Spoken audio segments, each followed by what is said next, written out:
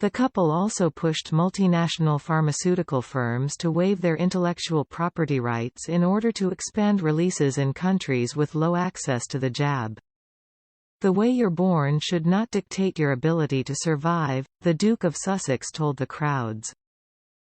The two were appearing at the 24-hour Global Citizen Live event in NYC to push for a worldwide vaccine policy after earlier visiting UN headquarters for a meeting with Deputy Secretary-General Amina Mohammed.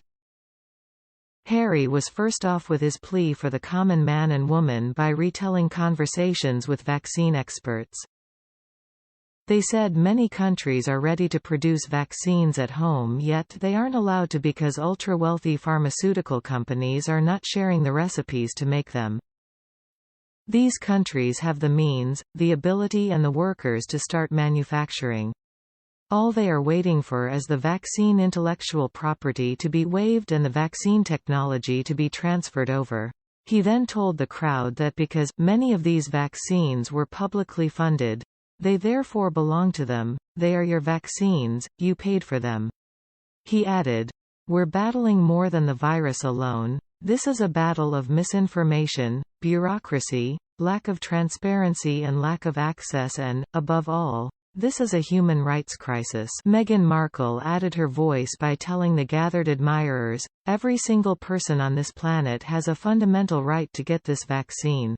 She cautioned, "It is wrong that so much of the vaccine supply has only gone to just 10 wealthy nations so far and not everyone else.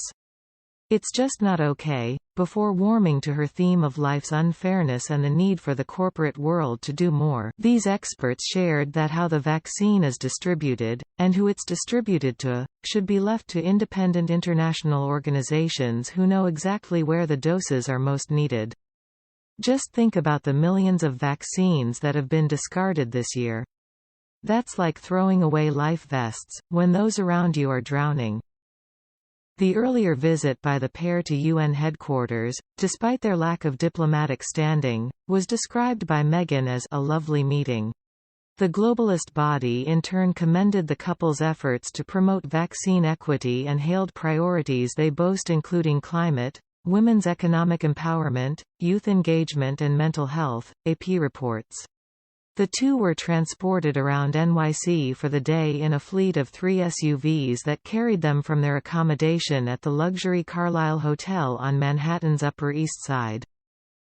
Their schedule this week also included a visit to the One World Trade Center where they posed for photos with Governor Kathy Hochul and Mayor Bill de Blasio before heading down to the 9/11 memorial.